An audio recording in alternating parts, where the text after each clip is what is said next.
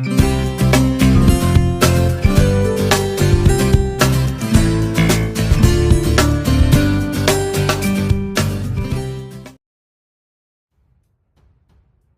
اللہ الرحمن الرحیم۔ السلام علیکم دوستو، امید ہے آپ سب خیر و عافیت سے ہوں گے۔ سلطان عماد الدین زنگی لاسٹ ایپیسوڈ۔ دوستو میں آپ لوگوں کو بتاتا چلوں کہ اس ناول کے اختتام کے بعد ہم سلطان عماد الدین زنگی پر ایک اور آڈیو بک لے کر آئیں گے تاکہ آپ کو اس دور کے حالات مکمل طور پر سمجھ آ جائیں۔ یہ قافلہ جس تیزی سے آیا تھا اسی تیزی سے واپس ہوا اور موصل جا پہنچا۔ کئی روز تک آرام کر کے راستے کا کسل دور ہوا۔ کمال کا مکان بھی کافی وسیع تھا، نہایت شاندار اور بڑا فراخ محل تھا۔ اس میں کئی خاندان بافراغت رہ سکتے تھے۔ اگرچہ زیغم الدین علیحدہ ٹھہرنا چاہتے تھے لیکن کمال نے اصرار کر کے انہیں اپنے محل میں ہی ٹھہرنے پر مجبور کیا۔ وہ وہیں رہنے لگے۔ خالدان حشام کا مال غنیمت اور ان کی جاگیر کی آمدنی زیغم الدین کے سامنے رکھ دی۔ وہ انہیں دیکھ کر بہت خوش ہوئے۔ انہوں نے کہا، مگر خالدہ، سب کچھ تم نے کیوں لے لیا؟ یہ حصہ تو کمال اور نجمہ کا ہے۔ خالدہ، میں نے تو بہت دینا چاہا، ہر چند اصرار کیا، لیکن وہ لینے پر کسی طرح رضامند نہ ہوئی۔ جب میں نے زیادہ اصرار کیا تو کہنے لگے، اچھا میں نے قبول کر لیا، مگر تم میری بڑی بہن ہو، چھوٹی بہن کا تحفہ قبول کرو۔ مجبوراً مجھے لینا پڑا۔ زیغم الدین نے تمسخرانہ انداز میں کہا، مگر تم ہی بڑی بہن کیوں بنی؟ چھوٹی ہی بن جاتی۔ خالدہ نے ہنس کر کہا، اگر میں چھوٹی بہن بنتی تب وہ کہہ دیتی کہ بڑی بہن کا حکم مانو، اسے میری طرف سے قبول کرو۔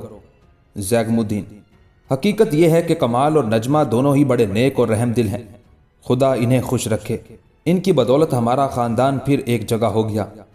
خالدہ نے افسردہ ہو کر کہا، ہاں خدا کا شکر ہے، مگر ابھی میری سلطانہ نہیں ملی ہے۔ زیغم الدین، خدا پر نظر رکھو، شاید مل جائے۔ خدا نے مجھے صحت بھی عطا کر دی اور قوت بھی دے دی۔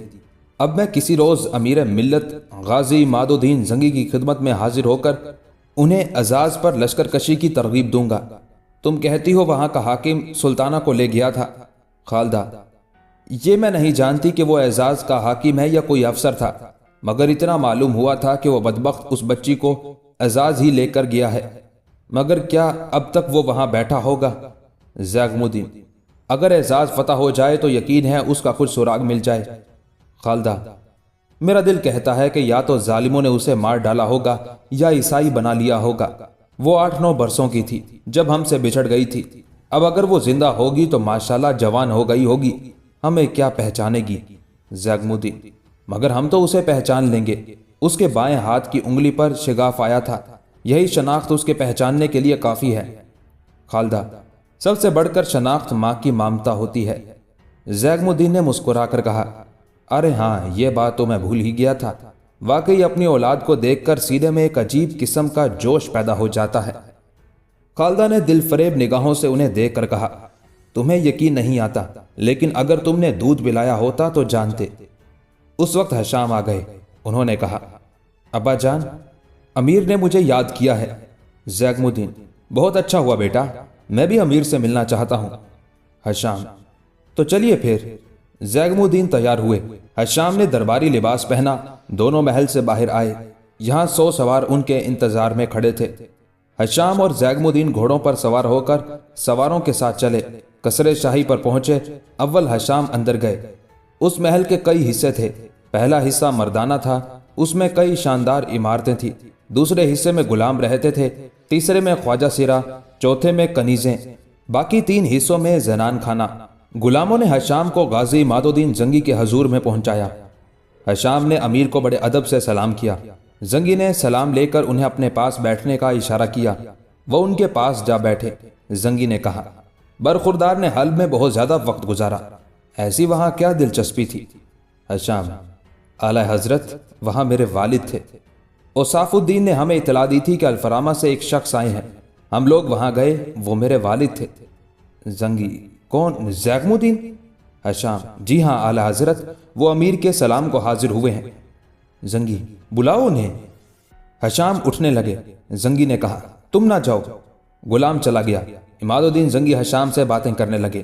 थोड़ी देर में ज़ैगमुद्दीन हाजिर हुए और उन्होंने अमीर को सलाम किया।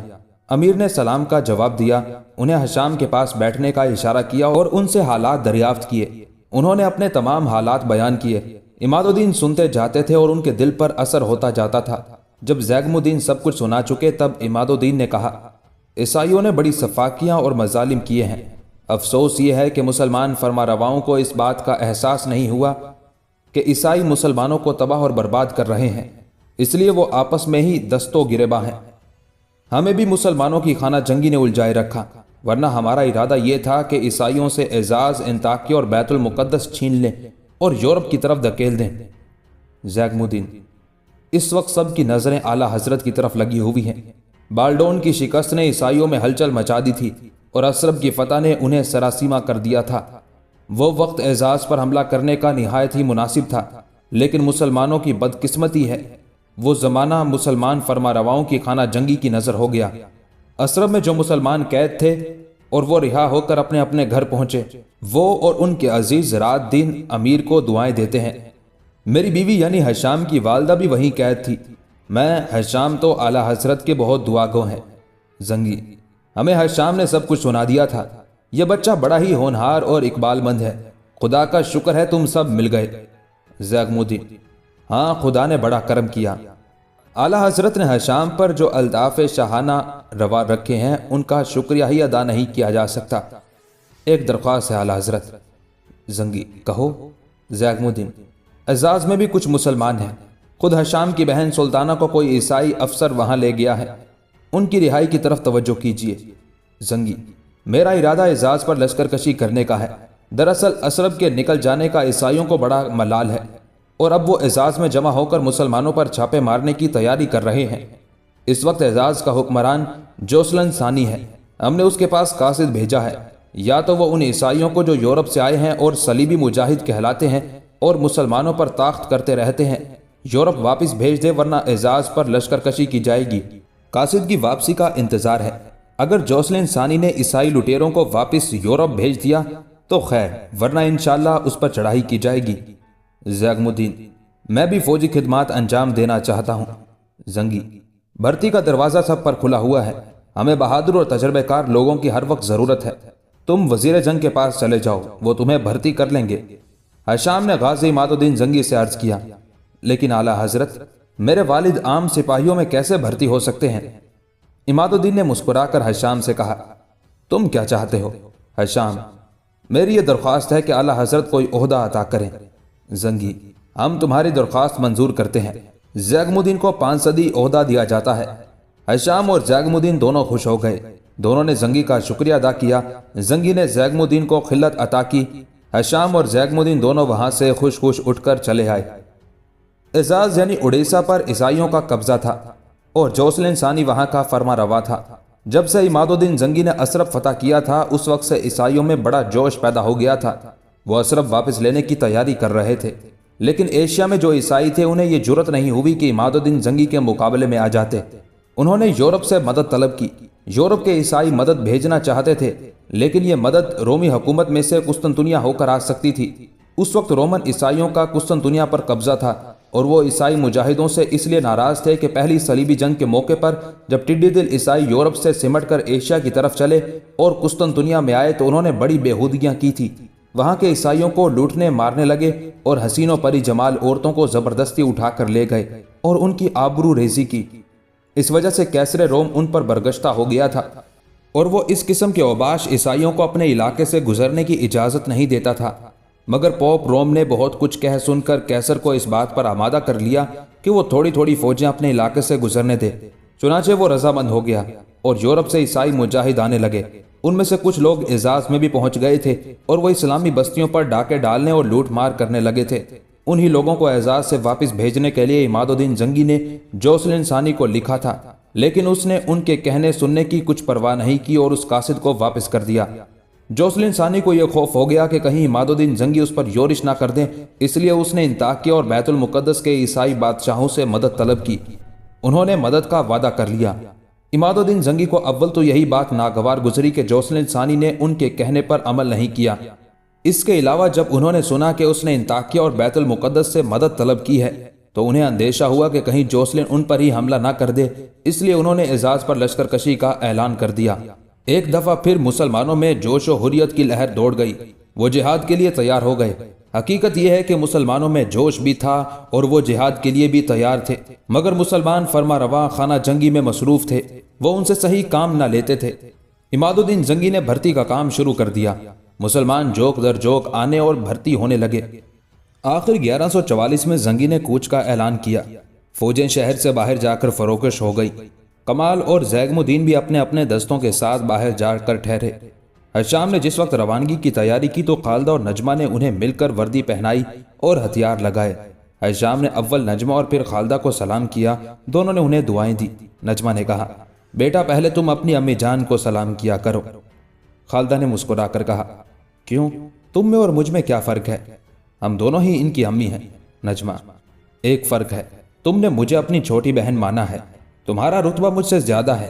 خالدہ، یہ تمہاری مہربانی ہے نجمہ کہ تم نے مجھے بڑی بہن بنا لیا، لیکن حشام پر تمہارا حق زیادہ ہے، اس لیے انہیں اول تمہیں ہی سلام کرنا چاہیے اور ہر بات میں پہلے تم سے ہی مشورہ کرنا چاہیے۔ نجمہ، تم اپنی مہربانی سے میرا حق فائق بتاتی ہو، مگر دنیا اس بات کو نہیں مان سکتی، اس لیے کہ حشام تمہارے بطن سے پیدا ہوئے ہیں، تم ان کی اصل ماں ہو۔ خالدہ، وہ ماں جو ڈر کر اپنے بچوں کو دشمنوں کی تلواروں میں اور موت کے منہ میں چھوڑ آئی، میرا حق اسی وقت ختم ہو گیا تھا۔ قدرت نے انہیں بچایا، تم نے انہیں سہارا دیا، تمہارا حق بڑھ گیا ہے۔ نجمہ، خیر ہمیں اس وقت اس حق پر بحث نہیں کرنی چاہیے۔ ہاں مجھے ایک بات ضرور کہنی ہے، وہ یہ کہ میں نے ایک چھوٹا سا سنہرا سنسار بنا لیا ہے، اسے بنا رہنے دینا۔ میں نے حشام کو ہی اپنا سب کچھ سمجھ لیا۔ خالدہ، نجمہ، انشاءاللہ حشام تمہارے ہی رہیں گے، مجھے تو یہ اطمینان ہے، اور رہے گا وہ میرے بیٹے ہیں۔ نجمہ، تمہارا شکریہ۔ خالدہ، تم میرا شکریہ ادا نہ کیا کرو نجمہ۔ ان دونوں میں یہ بحث ہو رہی تھی اور حشام کھڑے سن رہے تھے۔ انہوں نے کہا، اعلیٰ حضرت روانہ ہونے والے ہیں، مجھے یہاں دیر ہو رہی ہے، اجازت دو کہ جہاد پر جاؤں۔ اگر اس وقت کے زمانے میں ایسا ہوتا کہ کسی کا بیٹا جہاد پر جانے کی اجازت مانگتا تو شاید ماں کا دل بھر آتا اور وہ کبھی دل سے اجازت نہ دیتی، مگر وہ زمانہ تھا جب کہ مسلمان سنبھل گئے تھے اور اس بات کو سمجھ گئے تھے کہ جہاد ہی سے مسلمانوں کی عزت ہے، جہاد ہی سے دنیا میں سرخروئی اور عقبہ میں جنت ملتی ہے، جہاد سے بڑھ کر کوئی عبادت نہیں ہے۔ اس لیے اس وقت کی مائیں اپنے بچوں کو ہنسی خوشی سے جہاد پر بھیجا کرتی تھی۔ چنانچہ نجمہ اور خالدہ نے بھی حشام کو اپنے ہاتھوں سے وردی پہنائی تھی، ہتھیار لگائے تھے۔ اگرچہ انہیں ان سے بے پناہ محبت تھی، وہ ان کی جدائی کو بڑی مصیبت اور تکلیف سمجھتی تھی، لیکن جہاد پر بھیجنے کے لیے انہیں بنا سنوار رہی تھی۔ چنانچہ نجمہ نے کہا، بیٹا شوق سے جاؤ، یہ سمجھ کر کہ تم اسلام کا نام بلند کرنے کے لیے خدا کی راہ میں جہاد کرنے کے لیے بغیر کسی طمع کے جا رہے ہو، خدا تمہاری مدد کرے۔ انہوں نے ان کے سر پر شفقت سے ہاتھ رکھا اور ان کی پیشانی کو بوسہ دیا۔ خالدہ نے ان سے کہا، جاؤ میرے لال، میں نے تمہیں خدا کو سونپا، تمہارے دل میں ناموری اور شہرت حاصل کرنے کا خیال نہیں پیدا ہونا چاہیے، کوئی لالچ نہیں ہونا چاہیے، صرف مذہب کا خیال، خدا کا خیال، مذہب اور خدا کے لیے جہاد کرنے کا خیال ہونا چاہیے۔ آج تم خدا سے معاملہ کر رہے ہو، اس کے حکم کے بموجب اس کے ہاتھ اپنی زندگی بیچ رہے ہو، اس لیے کہ اگر شہید ہو جاؤ تو جنت کے دروازے تم پر کھل جائیں گے، خدا تم پر اپنے بے پناہ لطف و کرم کی بارش کرے۔ یہ سمجھنا کہ خدا تمہارے کاموں کو دیکھ رہا ہے، جہاد میں سستی اور کم ہمتی نہ کرنا، اس سے جہاد کا ثواب جاتا رہتا ہے۔ نماز سے غافل نہ ہونا، اپنے ماتحتوں کا خیال رکھنا، خدا کے رسول کا حکم ہے مظلوموں پر تلوار نہ اٹھانا، عورتوں کو قتل نہ کرنا، بچوں کو بچانا۔ میں کیا تمہیں نصیحت کروں، تم خود سمجھدار اور ہوشیار ہو، خدا کا نام لو اور سدھارو۔ انہوں نے بھی ان کی پیشانی کو بوسہ دیا۔ حشام وہاں سے چلے، نجمہ اور خالدہ ان کے ساتھ چلی، کنیزوں کی پلٹن ان دونوں کے پیچھے چلی۔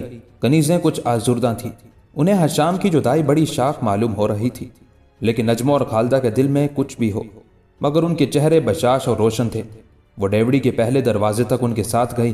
حشام نے ان دونوں کو یہاں پھر سلام کیا اور آگے بڑھ کر ڈیوڑیوں کو طے کر کے باہر نکلے۔ یہاں کچھ سوار ان کے انتظار میں کھڑے تھے، وہ ان کے ساتھ روانہ ہوئے اور شاہی محل پر پہنچے۔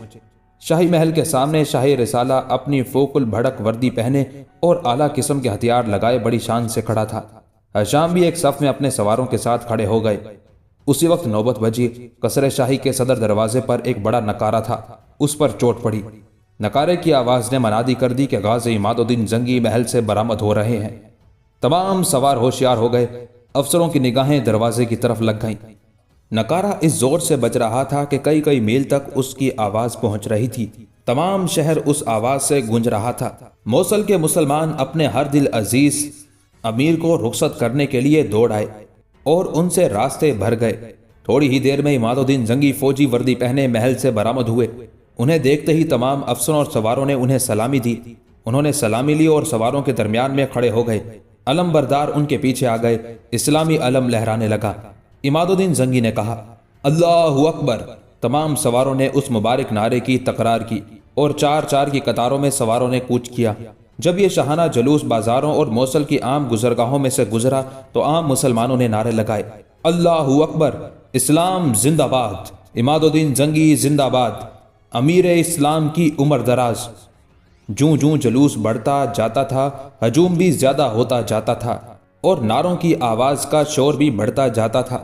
عماد الدین زنگی مسلمانوں کا خلوص اور ان کی محبت دیکھ کر خوش ہو رہے تھے۔ جلوس موصل سے گزر کر باہر پہنچا اور اس میدان میں آیا جہاں تمام لشکر کوچ کے لیے تیار کھڑا تھا۔ رسد، جنگی سامان اور خیمے وغیرہ پہلے ہی روانہ ہو چکے تھے۔ زنگی بڑھ کر لشکر کے بیچ میں پہنچ گئے اور انہوں نے لشکر کو روانگی کا اشارہ کیا۔ تمام سپاہیوں نے مل کر اللہ اکبر کا نعرہ لگایا اور اسلامی فوج روانہ ہوئی۔ جو مسلمان اس لشکر کو رخصت کرنے آئے تھے انہوں نے ہاتھ اٹھا کر فتح یابی کی دعا مانگی۔ جب تمام لشکر روانہ ہو گیا اور گرد و غبار نے اس لشکر کو اپنے دامن میں چھپا لیا تب مسلمان واپس لوٹے۔ حشام کے چلے جانے سے نجمہ اور خالدہ کو ایسا معلوم ہوا جیسے محل خالی ہو گیا ہو اور اس کی رونق جاتی رہی ہو۔ وہ دونوں خوش رہنے کی کوشش کرتی لیکن دل کچھ بجھا سا رہتا تھا۔ حشام کی یاد ستاتی رہتی تھی۔ جنگ میں دونوں ہی صورتیں تو ممکن ہیں، فتح بھی اور شکست بھی، غازی بن کر واپسی بھی اور شہادت بھی۔ وہ پانچوں وقت کی نماز پڑھ پڑھ کر دعائیں مانگا کرتی تھی۔ زیغم الدین اور کمال بھی گئے تھے، ان کی اور حشام کی سب کی دعائیں مانگا کرتی تھی۔ انہوں نے حل بھی قاصد بھیج دیا تھا اور سلمہ اور اوصاف کو بھی حشام کے جہاد پر جانے کی اطلاع دے دی تھی۔ یہ قاصد حل پہنچ گیا تھا۔ سلمہ اور اوصاف کو حشام کے جہاد پر جانے سے خوشی ہوئی، مگر جب اسے یاد آیا کہ جب وہ حلب سے جانے والے تھے اور اتفاق کیا ان کے منہ سے اس کے گال ٹکرا گئے تھے اور اس نے انہیں ڈانٹا تھا تو انہوں نے کہا تھا کہ اب تم میری صورت کبھی نہ دیکھو گی۔ اس کے نازک دل پر مکہ سا لگا۔ اسے خوف ہوا کہیں وہ بات انہیں یاد نہ ہو اور وہ اپنی امی جان کی پرواہ نہ کر کے دشمنوں کے نرگوں میں نہ گھس جائیں۔ وہ کچھ بے چین ہو گئی۔ وہ بھی ہر نماز کے وقت دل سے ان کی سلامتی کی دعائیں مانگا کرتی تھی۔ کبھی کبھی دعا مانگتے اس کا دل بھر آتا اور وہ رونے بھی لگتی۔ سلمہ بھی ان کے لیے دعائیں خیر کیا کرتی تھی۔ عماد الدین زنگی کی لشکر کشی کی خبر پھر اسلامی دنیا میں پھیل گئی۔ مصر اور بغداد میں بھی چرچے ہونے لگے اور پھر مسلمانوں کی نظریں ان کی طرف لگ گئیں۔ ان کے اعزاز پر حملہ آور ہونے کا یہ اثر بھی ہوا کہ مسلمانوں کی خانہ جنگیاں بند ہو گئی، لیکن یہ توفیق کسی فرما روا کو نہ ہوئی کہ ان کی مدد کرتا۔ البتہ عباسی خلیفہ نے بغداد میں یہ حکم دے دیا کہ مسلمان مسجدوں میں زنگی کی فتح یابی کی دعا مانگا کریں۔ اعزاز میں بھی غازی عماد الدین زنگی کی حملہ آوری کی اطلاع ہو گئی۔ جوسلن ثانی بہت گھبرایا۔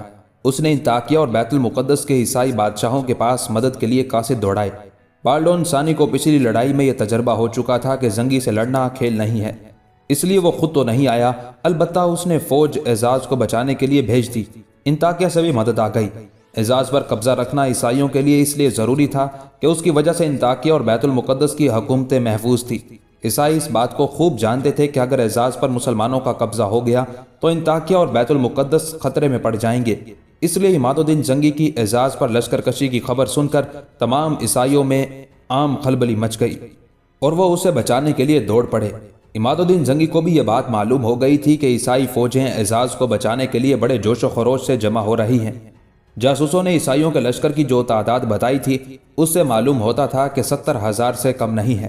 عماد الدین زنگی کے ساتھ کل 15,000 مجاہدین تھے، گویا ایک مسلمان کے مقابلے میں 5 عیسائی تھے، لیکن نہ عماد الدین پر دشمنوں کی کثرت کا کوئی اثر ہوا نہ مجاہدوں پر۔ وہ برابر اعزاز کی طرف بڑھتے رہے۔ اعزاز میں عیسائیوں کا کافی لشکر موجود تھا، اتنا زیادہ کہ انطاکیہ اور بیت المقدس سے جو فوجیں آئی تھی ان کی گنجائش قلعے میں نہیں تھی، وہ قلعے کے باہر فروکش تھی۔ ان فوجوں کو یہ معلوم ہو گیا تھا کہ غازی عماد الدین زنگی طوفان کی طرح بڑھ رہے ہیں۔ باوجود کہ ان عیسائیوں میں کافی جوش تھا، لیکن ان پر کچھ مسلمانوں کی ہیبت سی طاری ہوتی جاتی تھی۔ آخر عماد الدین زنگی اعزاز کے سامنے پہنچ گئے۔ مسلمانوں نے اس تمام میدان کو ڈھک لیا جو اعزاز کے اس طرف تھا۔ مسلمان اس میدان میں فروکش ہو گئے۔ عیسائی اعزاز کے تین اطراف پھیلے ہوئے تھے، مگر جب عماد الدین زنگی وہاں آ گئے تو وہ بھی سمٹ کر ایک ہی طرف آ گئے۔ جس روز زنگی وہاں آئے اس سے اگلے دن عیسائی مسلح ہو کر میدان میں نکلے اور سب بستہ ہو گئے۔ انہوں نے میمنہ اور میسرہ قائم کیے، ان کا لشکر دور تک پھیل گیا۔ زنگی نے بھی اپنی فوجیں میدان میں جا اتاری، انہوں نے بھی میمنہ اور میسرہ اور قلب قائم کیے۔ میسرہ میں کمال اور زیگم الدین، میمنہ میں مسعود اور احمد رفیع، قلب کے اگلے حصے میں شمس الدین اور حشام، اور پچھلے حصے میں خود عماد الدین زنگی رہے۔ ساکہ میں نجم الدین رکھے گئے۔ ساکہ اسلامی کیمپ سے ملا ہوا تھا۔ لشکروں کی ترتیب میں کافی وقت صرف ہو گیا۔ اس وقت آفتاب بہت کچھ اونچا ہو گیا تھا، دھوپ اچھی طرح پھیل گئی تھی۔ قلعہ اعزاز کی فصیل پر عیسائی آ کر کھڑے ہو گئے تھے۔ جوسل انسانی بھی ایک طرف کے دروازے پر آ بیٹھا تھا۔ عیسائی طبلے جنگ بجا کر بڑھے۔ خیال تھا کہ وہ اول تیروں سے جنگ کریں گے، مگر ان کی پیش قدمی سے ایسا معلوم ہوتا تھا کہ وہ تیروں سے جنگ کرنا نہیں چاہتے۔ مسلمان انہیں دیکھ رہے تھے۔ زنگی نے قلب کو آگے بڑھنے کا اشارہ کیا۔ شمس الدین اور حشام بڑھے۔ میمنہ اور میسرہ کو بھی حرکت ہوئی۔ فریقین کے لشکر ایک دوسرے کی طرف بڑھ رہے تھے۔ جب فاصلہ کم رہ گیا تو عیسائیوں اور مسلمانوں نے تلواریں میانوں سے کھینچ لی۔ آفتاب کی شعاعیں پڑنے سے تلواریں جگمگا اٹھی۔ جب دونوں لشکروں میں صرف ایک نیزے کا فاصلہ رہ گیا تب عماد الدین زنگی نے حسب معمول 3 نعرے لگائے۔ تیسرے نعرے سے پہلے ہی عیسائیوں نے مسلمانوں پر حملہ کر دیا تھا۔ مسلمان بھی عیسائیوں پر ٹوٹ پڑے۔ فریقین گتھ گئے۔ گھمسان کی جنگ شروع ہو گئی۔ عیسائیوں نے حسب معمول شور کرنا شروع کر دیا۔ مسلمان چپ چاپ تھے، وہ دشمنوں کے حملے روک رہے تھے اور خود بھی وار کرتے تھے۔ مار کاٹ شروع ہو گئی تھی، تلواروں پر تلواریں پڑ رہی تھی، خون کی چھینٹیں برسنے لگی تھی۔ فریقین جوش میں بھرے ہوئے تھے، بڑی بہادری سے لڑ رہے تھے۔ دونوں لشکروں کی صفیں زیر و زبر ہو گئی تھی، لڑائی دور تک پھیل گئی تھی، جنگ کے شعلے بھڑک اٹھے تھے۔ عیسائی مسلمانوں میں اور مسلمان عیسائیوں میں گھسے بڑی جانبازی سے لڑ رہے تھے۔ اعزاز کی فصیل پر جو عیسائی تھے وہ شور کر رہے تھے۔ قتل و خون ریزی کا بازار گرم ہو گیا تھا۔ ہاتھ اور پیر، سر اور دھڑ کٹ کٹ کر گر رہے تھے، خون کے فوارے ابل رہے تھے۔ دونوں فریق ایک دوسرے کو پسپا کرنے کے لیے ایڑی چوٹی کا زور لگا رہے تھے۔ عیسائی تعداد میں زیادہ تھے، اس لیے ان کے حوصلے بڑے ہوئے تھے۔ مسلمان کم تھے مگر ان میں جوش و جذبہ زیادہ تھا۔ مسلمان بڑی دلیری اور استقلال سے لڑ رہے تھے۔ عام مجاہدین ہی نہیں بلکہ افسر تک بڑی پھرتی سے جنگ کر رہے تھے۔ زیگم الدین کو بڑا غصہ اور جوش تھا، وہ بڑی بہادری سے بڑھ بڑھ کر حملے کر رہے تھے اور ہر حملے میں کم سے کم ایک عیسائی کو مار ڈالتے تھے۔ وہ جس پر حملہ کرتے اس کو زندہ نہ چھوڑتے تھے۔ کمال بھی بڑی دلیری سے لڑ رہے تھے۔ احمد رفیع اور مسعود دونوں نے گھوڑے ملا لیے تھے اور پرزور حملے کر رہے تھے۔ اس پھرتی سے وار کرتے تھے کہ عیسائی جب تک ان کا حملہ روکنے کی کوشش کرتے تب تک تلوار ان کی گردن بھی کاٹ ڈالتی۔ حشام بھی بڑی دلیری سے لڑ رہے تھے۔ وہ نوجوان تھے، قوی تھے، انتقام کا جوش ان کے سینے میں تھا۔ وہ بے دھڑک حملہ کرتے اور ہر حملے میں ایک دو عیسائیوں کو ٹھکانے لگا دیتے۔ وہ عیسائیوں کے نرغے میں گھس جاتے اور بے تکلفی سے جنگ شروع کر دیتے۔ چند جانثار سوار ان کے ساتھ سائے کی طرح لگے ہوئے تھے، وہ عیسائیوں سے ان کی حفاظت کر رہے تھے۔ عیسائی سپاہی اور افسر بھی بڑی دلیری سے لڑ رہے تھے، ان کی تلواریں بھی مسلمانوں کو شہید کر رہی تھی۔ نہایت خون ریز جنگ ہو رہی تھی، لاشوں پر لاشیں گر رہی تھی، خون پانی کی طرح بہہ رہا تھا۔ اگرچہ لڑتے لڑتے دوپہر ہو گئی تھی مگر ابھی تک کوئی فریق غالب یا مغلوب نہیں معلوم ہوتا تھا۔ عیسائی تمام لشکر اور سب افسر جنگ میں مشغول ہو گئے تھے، لیکن ابھی تک زنگی نے لڑائی میں حصہ نہیں لیا تھا۔ وہ 1000 سواروں کے ساتھ اپنی جگہ پر کھڑے لڑائی کا تماشا دیکھ رہے تھے۔ دفعتاً انہوں نے اللہ اکبر کا نعرہ لگایا اور تیزی سے جھپٹے، اور ان کے ساتھی سواروں نے بھی پرشور اللہ اکبر کا نعرہ لگایا اور زنگی کے ساتھ دوڑے۔ زنگی نے اور ان کے ساتھیوں نے نہایت سختی سے حملہ کیا۔ ان کی بے پناہ تلواریں بے ناام ہو گئیں اور انہوں نے عیسائیوں کو نرم چیز کی طرح کاٹنا شروع کر دیا۔ وہ پھیل گئے اور عیسائیوں کو تلوار کی باڑ پر رکھ لیا۔ اس حملے سے عیسائی کچھ گھبرا گئے مگر وہ جلدی سنبھل گئے اور بڑی دلیری سے مقابلے میں ڈٹ گئے اور انہوں نے نہایت سرفروشی سے جنگ شروع کر دی۔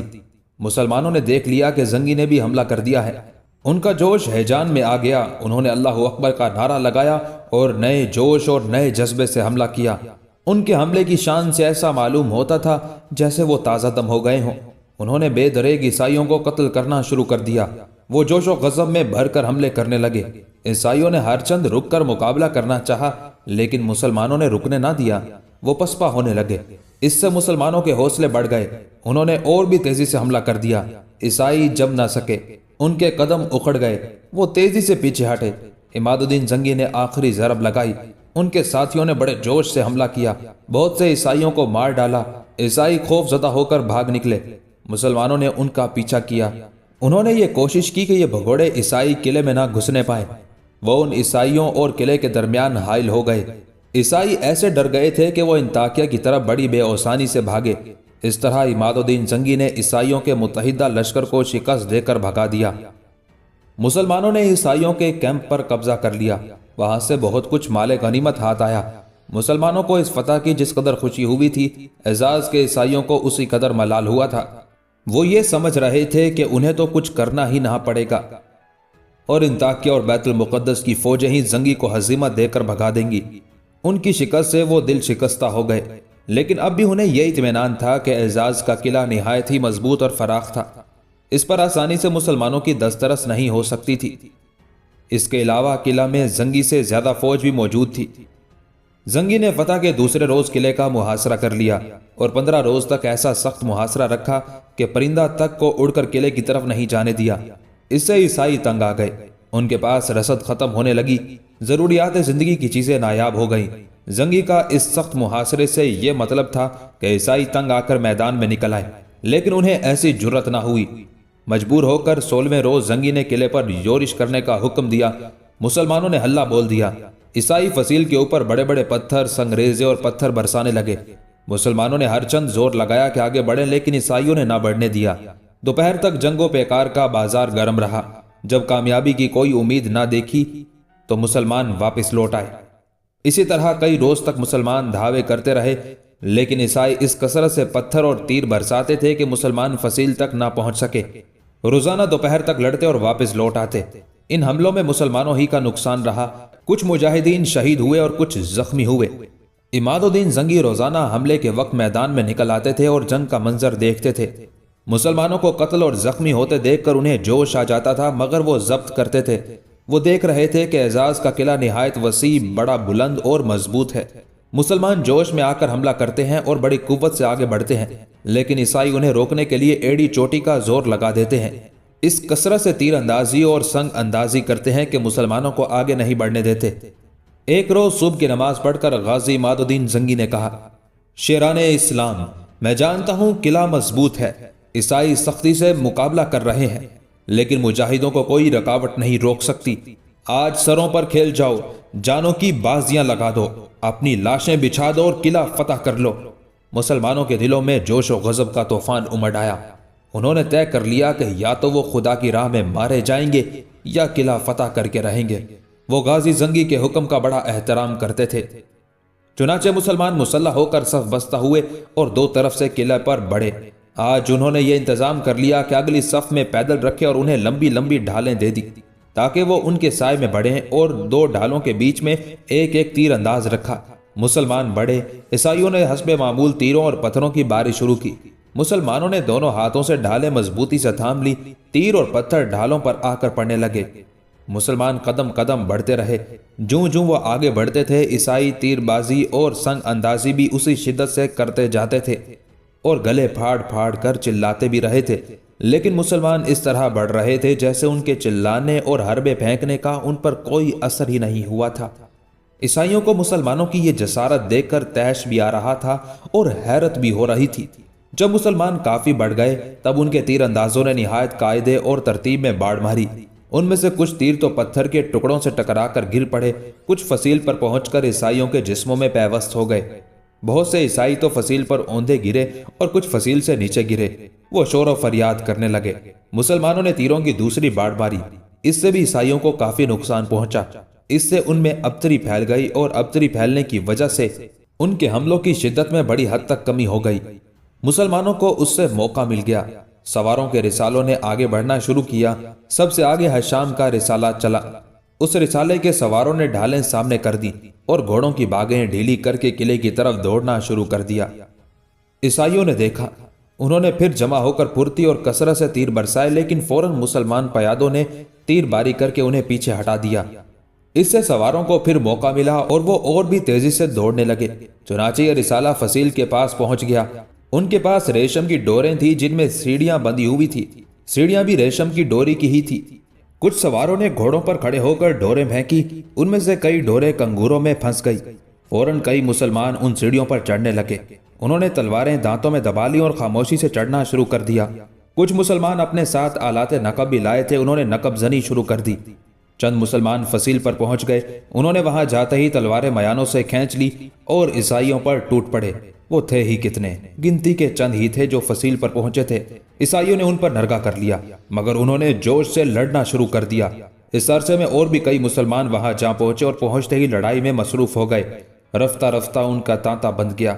ہشام بھی فصیل پر پہنچے اور انہوں نے بھی تلوار نکال کر پرزور حملے شروع کر دیے۔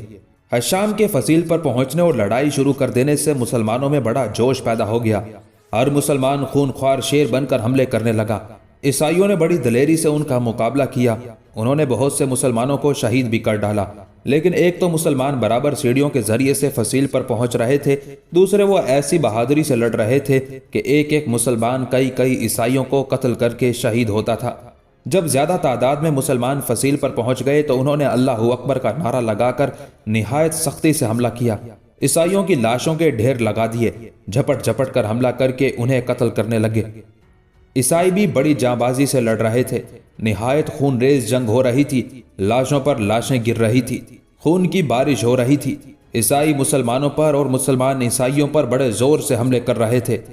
ہشام بڑے جوش سے لڑ رہے تھے، وہ ادھر ادھر اور سامنے جھپٹ کر حملے کر رہے تھے اور ہر حملے میں ایک دو عیسائیوں کو ضرور مار ڈالتے تھے۔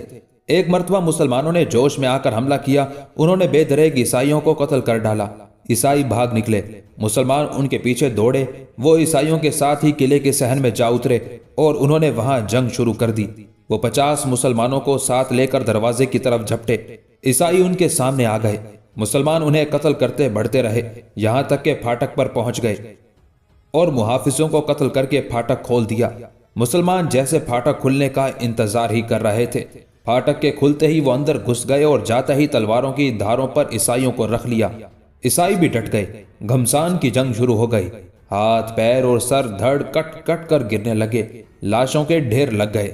ابن اسیر نے لکھا ہے کہ عماد الدین زنگی نے اس زور سے حملہ کیا کہ قلعہ تھرا گیا، زمین لرز گئی اور عیسائی کانپنے لگے۔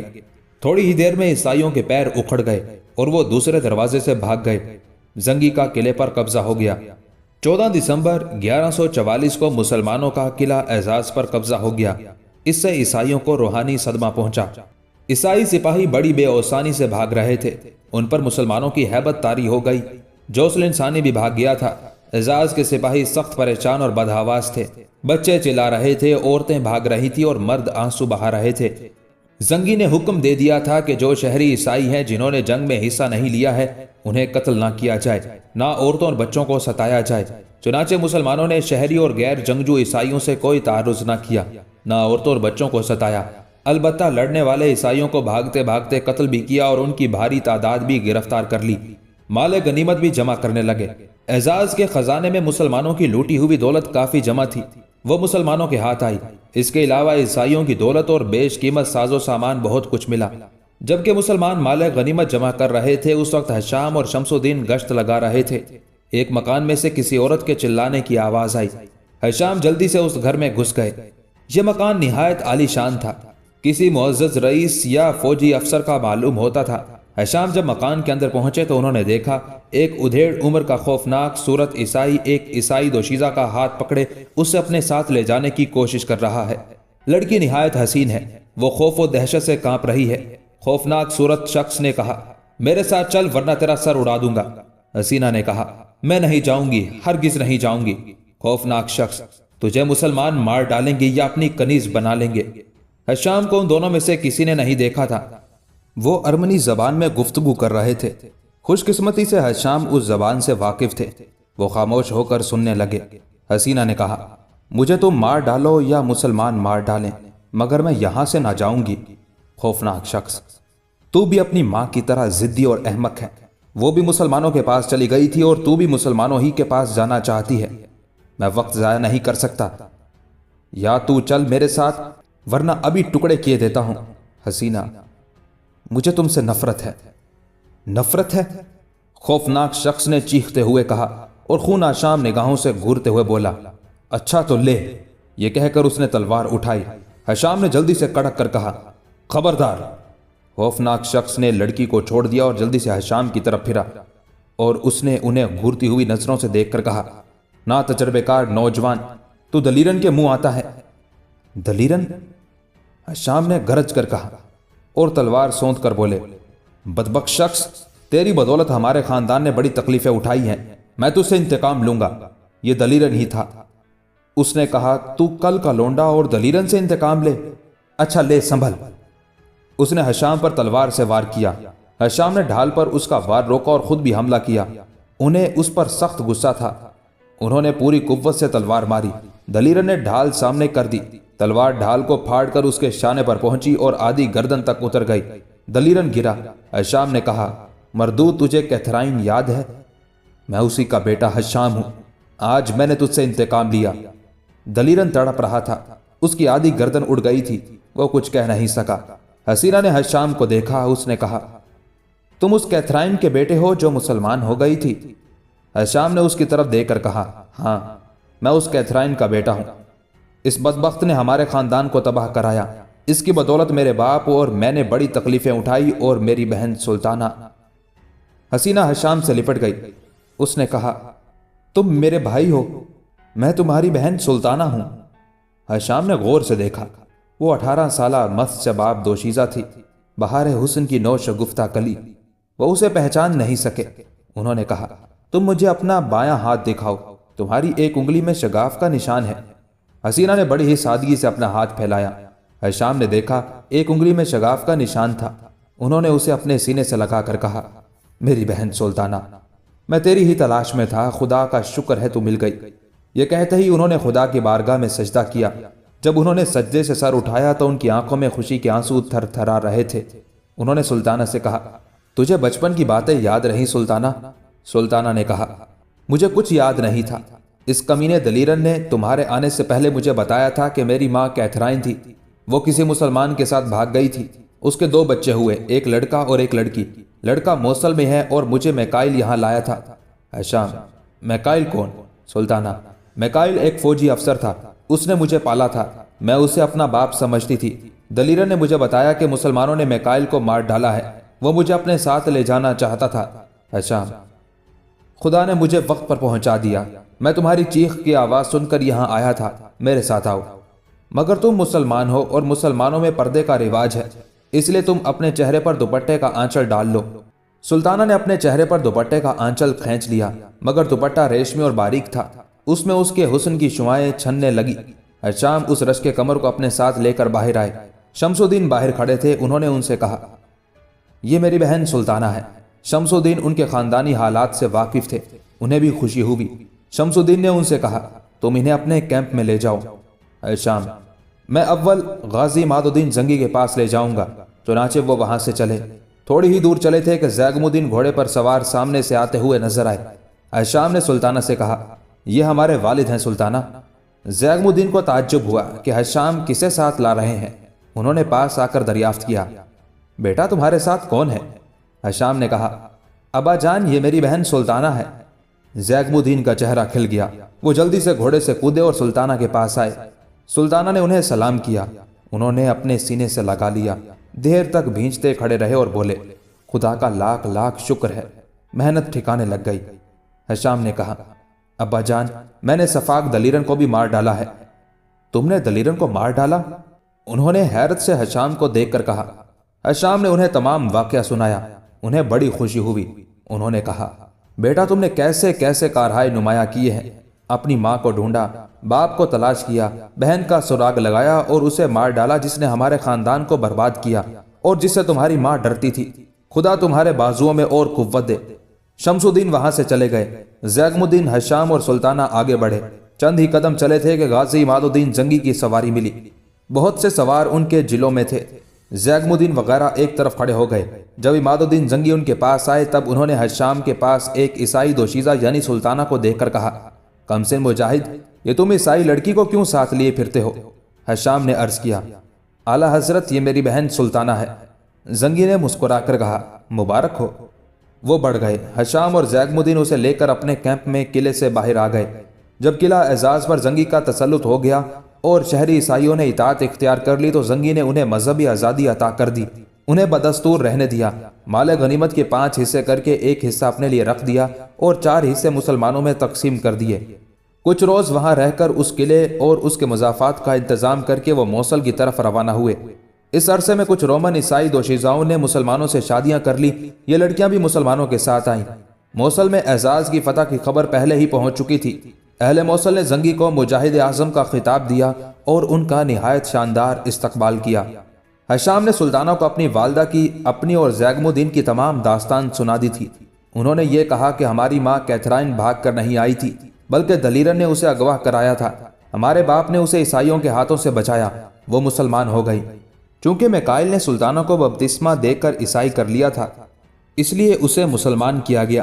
سلطانہ کے حافظے میں بھی کچھ باتیں محفوظ تھی، وہ اسے یاد آ گئی اور اس نے حشام سے بیان کی۔